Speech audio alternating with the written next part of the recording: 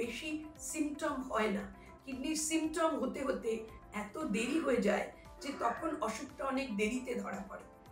এবং ডায়ালিসিসে আমরা যতদিন মানুষকে বাঁচিয়ে রাখতে পারি ততদিন আমরা তার থেকে অনেক বেশি দিন আমরা বাঁচিয়ে রাখতে পারি যদি আমরা কিডনি ট্রান্সপ্লান্ট দিতে পারি। এই যে কিডনির অসুখ, এরও একটা সোশ্যাল ডিটারমিনেন্ট থাকে।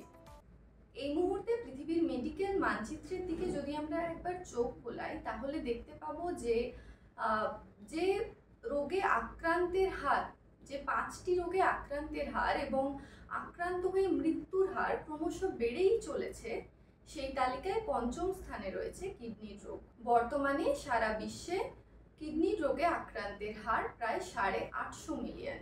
CBS এর রিসেন্ট একটি স্টাডি বলছে যে ভারতে 15 বছরের ঊর্ধ্বে যাদের বয়স তাদের মধ্যে 13.24% ক্রনিক কিডনি ডিজিজে আক্রান্ত। এর প্রাথমিক লক্ষণ থেকে শুরু করে কখন এটি চিন্তার কারণ হয়ে দাঁড়ায়, এই সমস্ত বিষয়ই আজকের আমাদের আলোচনার বিষয়। এবং আজকের আমাদের এই আলোচনায় আমাদের সঙ্গে রয়েছেন প্রখ্যাত নেফ্রোলজিস্ট ডক্টর অর্পিতা রায়চৌধুরী।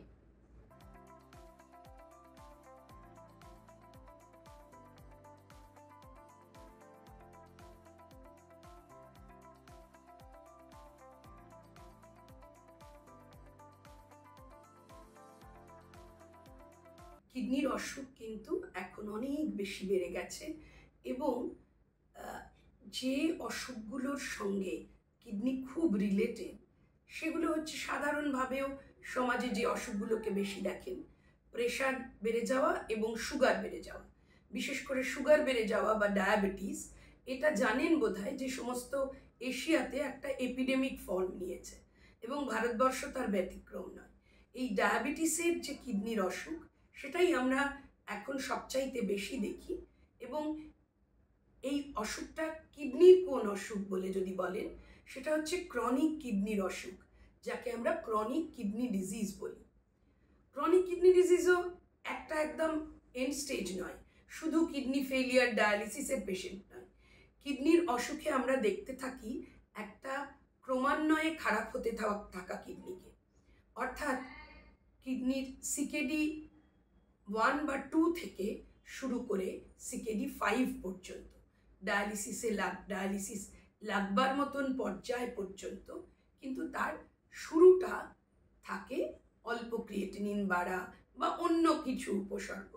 কিডনির প্রধান যে জিনিসটা বাইরে আসে, যেটা দেখে আপনি কিডনির অবস্থা বুঝতে পারেন, সেটা হচ্ছে ইউরিন। ইউরিনে যে অ্যাবনর্মালিটি শুরু হয়, সেই ইউরিন অ্যাবনর্মালিটি আসে প্রথম দিকে এবং তারপরে এই দীর্ঘ কিডনির যাত্রাটা শুরু হয় ক্রনিক কিডনির অসুখে। তাছাড়াও এখন যেহেতু প্রচুর ওষুধ ব্যবহার হয়, ব্যথার ওষুধ ব্যবহার হয়, ওষুধের জন্য অ্যাকিউট কিডনি ইনজুরি, অনেক বয়স অবধি মানুষ বাঁচছেন। তাই জন্য যখন আমি আইসিইউতে ঢুকি তখন দেখি আমি যে একটা বয়স্ক মানুষের বিভিন্ন অসুখের সঙ্গে অ্যাকিউট কিডনি ইনজুরি। কোনো ডাক্তারের পরামর্শ ছাড়াই ব্যথার ওষুধ কেনা আমরা বরাবর বারণ করি। শুধু ব্যথার ওষুধ না, বহু সময় আমাদের দেশে বহু অ্যান্টিবায়োটিক বা অনেক জিনিস দেয়া হয়ে যায় যা হয়তো ওই মানুষটির যে অসুখ বিসুখ তার পরিপ্রেক্ষিতে ঠিক নয়। সুতরাং সেই অ্যান্টিবায়োটিক বা সেই ব্যথার ওষুধ বা সেই রকমের ওষুধ, অ্যান্টিবায়োটিক বা ব্যথার ওষুধ ছাড়াও আরও কিছু ওষুধ আছে যা কিডনির জন্য ক্ষতিকর এবং অসুবিধে করতে পারে, সেই ওষুধ হয়তো না জেনেই কেউ দিয়ে দিচ্ছে। সুতরাং আমরা তো বারবার বলি, ডাক্তারের পরামর্শ ছাড়া ওভার দ্য কাউন্টার কখনোই ওষুধ কিনবেন না।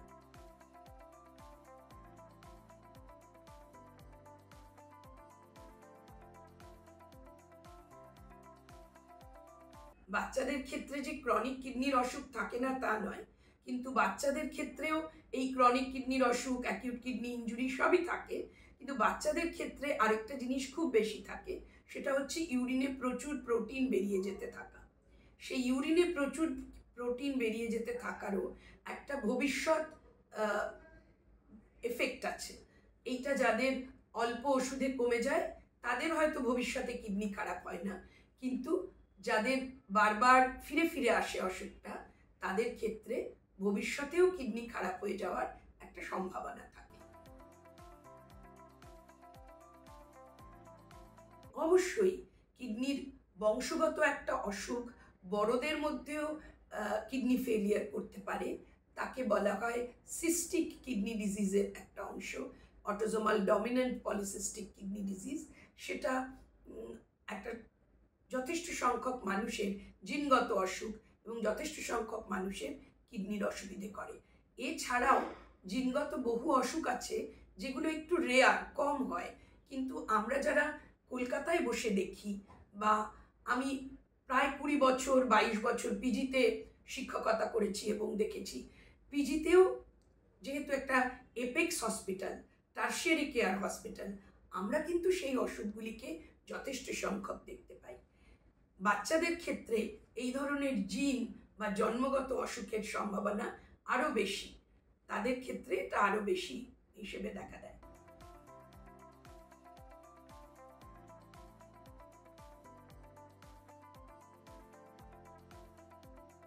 এইটাতে বলবো, প্রথমে একটা বয়স্ক লোকের ক্ষেত্রে বলি, যাদের 40-50 বছর বয়স হয়েছে, তার ক্ষেত্রে কি কি জিনিস লক্ষ্য রাখবেন।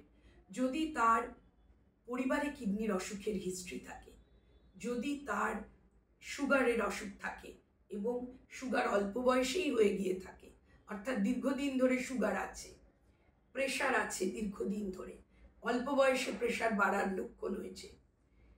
মেয়েদের ক্ষেত্রে বলবো, প্রেগন্যান্সির সময় যে প্রেশার বাড়া হয় মাঝে মাঝে লোকেদের, সেই প্রেশার বাড়াটা এমন নয় যে প্রেগন্যান্সিতেই তার গল্পটা শেষ হয়ে যায়, সেটাও এসে হার্ট এবং কিডনির অসুখে ঢুকে পড়তে পারে।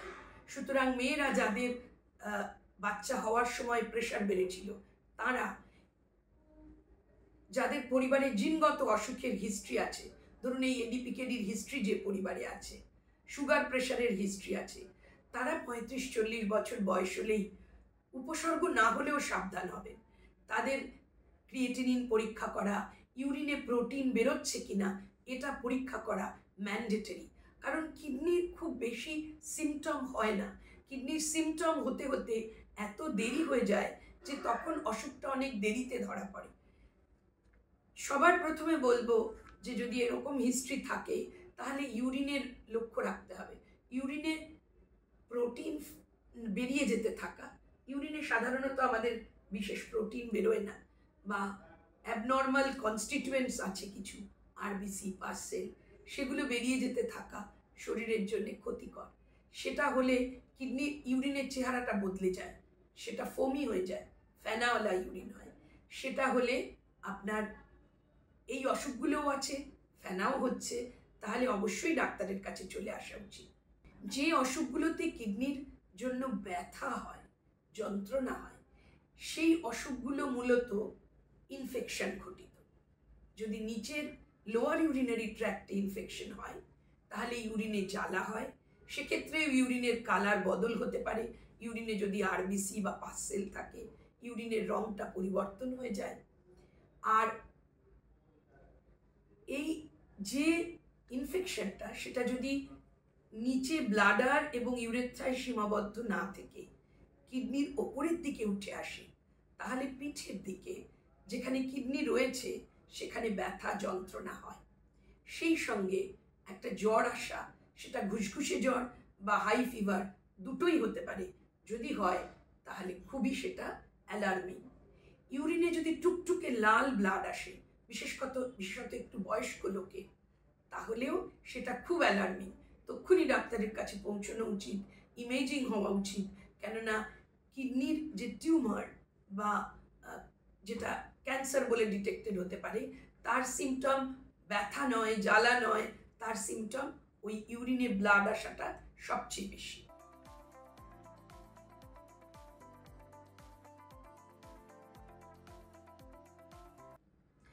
আপনি যদি সময়ে কিডনির প্রতি মনোযোগ না দেন, ঠিক সময়ে ঠিক যত্নটা না হয়, ধরুন এইরকম ইনফেকশন হয়েছে কিন্তু নেগলেক্টেড হলো, পার্শিয়ালি ট্রিটেড হলো, যথেষ্ট পরিমাণ যতটা রিকাভারি হওয়া উচিত সেই রিকাভারিটা হলো না, ভাবা হলো যে উন্নতি হয়েছে কিন্তু হয়নি, অথবা সুগার ঠিক করেননি, প্রেশার নামিয়ে রাখেননি, লাইফস্টাইল এবং খাওয়া দাওয়া কিডনির অসুখের ক্ষেত্রে একটা অত্যন্ত মূল্যবান ইন্টারভেনশন সেইটা ঠিকমতো করেন না, আস্তে আস্তে আস্তে আস্তে কিডনিটা খারাপ হতে থাকে। তখন এই যে অ্যাকিউট কিডনি ইনজুরি বলছিলাম, কোনো ইনফেকশনের পর হলো, তারপর আপনি খেয়াল রাখলেন না যে ওটা ঠিকমতো নেমেছে কিনা, আপনার সিমটম আরাম হয়ে গেছে, আপনি দীর্ঘদিন কিডনির দিকে তাকালেন না, সেই কিডনি হয়তো দেখলেন 2 বছর বাদে গিয়ে তার একটা সমস্যা হয়ে রয়েছে। একই রকমভাবে যে বললাম সুগার প্রেশার যত্ন নিলেন না, দেখলেন কিডনি খারাপ হয়ে গেছে। আমরা কিডনির বিশেষজ্ঞরাও বারবার চাই যে কিডনির অসুখ সম্বন্ধে মানুষের সচেতনতা বাড়ুক। মানুষ যদি আগে থেকে সচেতন না হয়, যেহেতু এটা এমন একটা অর্গ্যান নয় যেটা তার সিমটম নিয়ে প্রথমেই চলে আসে, অনেক দিন সিমটমটা গোপন থাকে, সেহেতু আমাদের কাছে মানুষ আসছেন অনেকটা কিডনির ক্ষতি হয়ে যাওয়ার পর, তার ফলে আমাদের তাদেরকে ডায়ালিসিস বা ট্রান্সপ্লান্টের কথা বলতে হচ্ছে।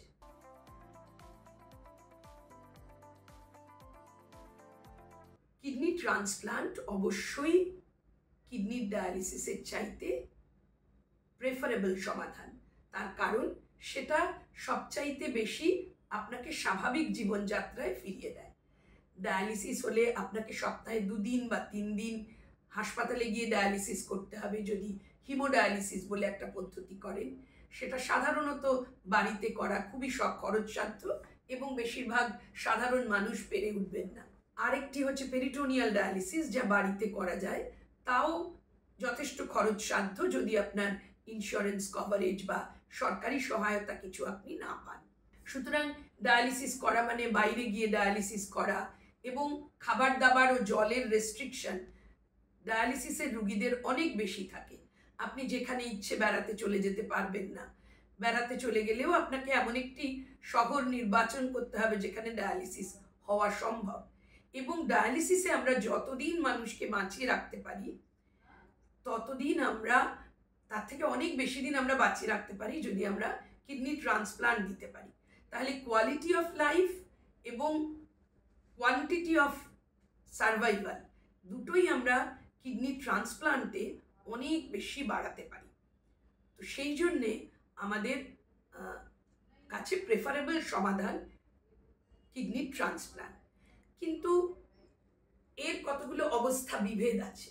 এক, যে কিডনি ট্রান্সপ্লান্টের জন্যে একটা কিডনি লাগে, আরেকটা মানুষের কিডনি লাগে, সেটা যদি জীবিত মানুষ হন, যা আমাদের 2টো কিডনি আছে বলে আমরা জীবিত মানুষরাও, আমরা যদি সুস্থ হই, নিজেদের সুগার প্রেশার না থাকে, আমাদের ডাক্তারি পরীক্ষার পর যদি দেখা যায় যে আমাদের আশু কোনো বিপদের সম্ভাবনা নেই, তাহলে আমরা আমাদের কাছের লোকেদের জন্য ডোনার হতে পারি। কিন্তু জীবিত ডোনার ছাড়াও অন্যভাবেও কিডনি পাওয়া যেতে পারে।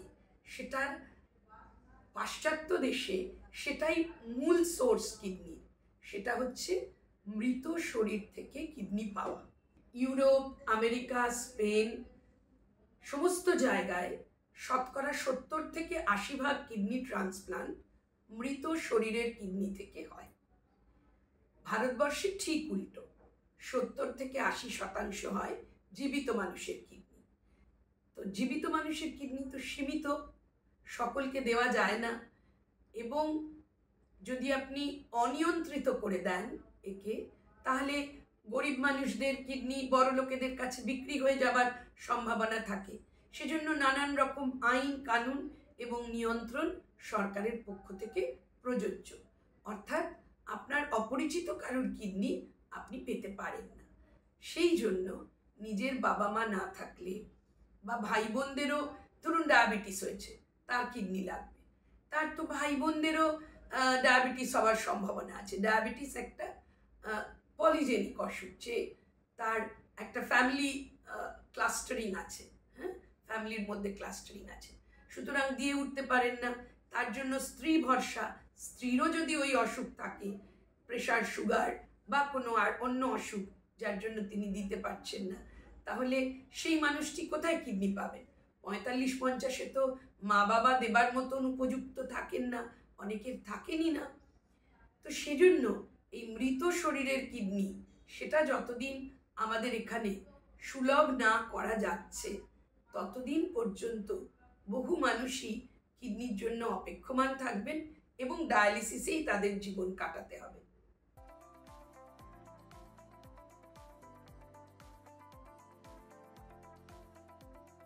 যেগুলো স্বাস্থ্যসঙ্গত রেস্ট্রিকশন তা তো থাকেই, যেমন ধরুন খাবারের কিছু, যে রান্নায় বা পাতে নুন খেতে আমরা বারণ করি, কি তেল ঘি মশলাওয়ালা খাবার খেতে বারণ করি, এক্সারসাইজ একটু করতে বলি, স্মোকিং করতে বারণ করি, অ্যালকোহল ইন্ডালজ করতে বারণ করি। এই নিয়মগুলো তো থাকবেই, যেগুলো লাইফস্টাইল মডিফিকেশন। এছাড়াও যেটা থাকে সেটা হলো ট্রান্সপ্লান্টের পর কতগুলো ওষুধ খেতে হয় যাতে বাইরের অর্গানটা আমার শরীরে বরদাস্ত হয়ে যায়, সহ্য হয়ে যায়।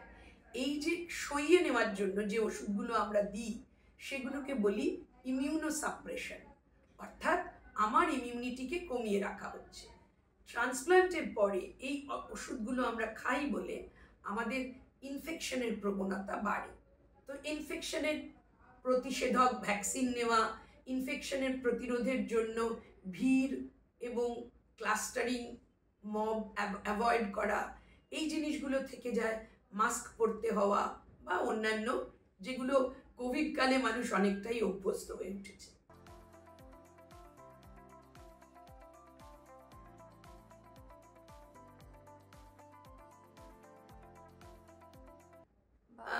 এটা থেকে ধরুন ওই আবারও কিডনির যে অসুখগুলো, যেমন ধরুন ওবেসিটি, ডায়াবেটিস, প্রেশার বেশি, এই জিনিসগুলোর থেকে রেজাল্টেন্ট কিডনি খারাপটা বেড়ে যেতে পারে। এবং এটার প্রতিষেধক হচ্ছে যে আমায় যেহেতু সাইকেল চালিয়ে হাসপাতালে পৌঁছতে হচ্ছে না, তাহলে সাইকেল চালানোটাকে একটা ব্যায়ামের অংশ করে আমি প্রত্যেক দিন সকালে বা বিকেলে কখনো একটা আমার সময় বার করে আমি সাইকেল চালাতে পারি, আমি ব্রিস্ক ওয়াকিং করতে পারি, আমি সাঁতার কাটতে পারি। কিছু না কিছু এক্সারসাইজের মধ্যে আমাকে সপ্তাহের 4 থেকে 5 দিন কাটাতে হবে, যে একটা নির্দিষ্ট সময়, সেটা হাঁটা হোক, সাঁতার কাটা হোক, সাইক্লিং হোক, আমি কিছু না কিছু এক্সারসাইজ করব। আমার খাবারের মধ্যে লক্ষ্য রাখতে হবে যে আমি যেন খুব বেশি স্যাচুরেটেড ফ্যাট না খাই, অনেক বেশি রেড মিট না খাই, বা আমার যে অসুখগুলো আছে তার জন্য যে ডায়েট আমাকে ডায়েটিশিয়ান বা আমার চিকিৎসক বলে দেবেন, আমি যেন সেই ডায়েট মেনে চলি।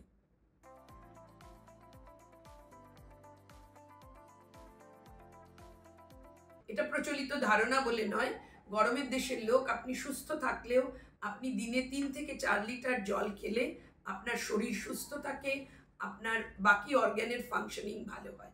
শুধু কিডনির না, বাকি সমস্ত অর্গানের ফাংশনিং ভালো হয়। জলের রেস্ট্রিকশন তখনই আসে যখন আপনার অ্যাডভান্সড কিডনির অসুখ আছে, অর্থাৎ জল বেশি খাচ্ছেন কিন্তু আপনার কিডনি তাকে ইউরিন তৈরি করে বের করে দিতে পারছে না, সেটা গিয়ে তখন লাংস বা হার্টে জমে এবং শ্বাসকষ্ট করে। সুতরাং অ্যাডভান্সড কিডনির অসুখ থাকলে, হার্টের অসুখ থাকলে আমাদের জলের নিয়ন্ত্রণ রাখতে হবে।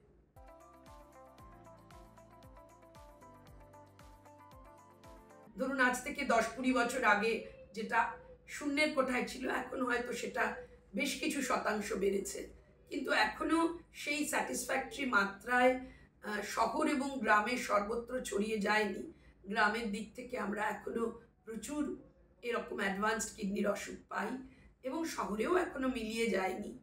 যারা সোশ্যালি ডিপ্রাইভড, আমরা বলি যে এগুলোর, এই যে কিডনির অসুখ, এরও একটা সোশ্যাল ডিটারমিনেন্ট থাকে।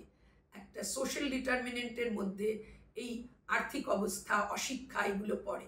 যত বেশি শিক্ষার কম যত প্রসার হবে, যত বেশি আপনার আর্থিক দুরবস্থা হবে, তত সস্তা অথচ তেল ঘিওয়ালা খাবার লোকে বেশি খাবে, এবং যেগুলো অস্বাস্থ্যকর, যেগুলো মুখে রুচিকর হলেও অস্বাস্থ্যকর, সে ধরনের খাবারের ব্যবহার বেশি হবে এবং লোকে বেশি অসুস্থ হবে।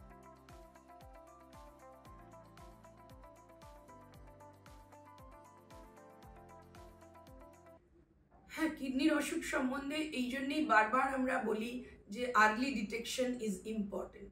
যেমন prevention is better than cure, এটা সবার মুখে শুনেছেন। সেরকম কিডনির অসুখও যদি শুরুতে ধরা পড়ে, তার এই যে পরিণতিটাকে মানুষ ভয় পায় যে আমার ডায়ালিসিস লাগবে, আমার ট্রান্সপ্লান্ট লাগবে, সেই পরিণতিটা আসতে অনেক অনেক দেরি হয়।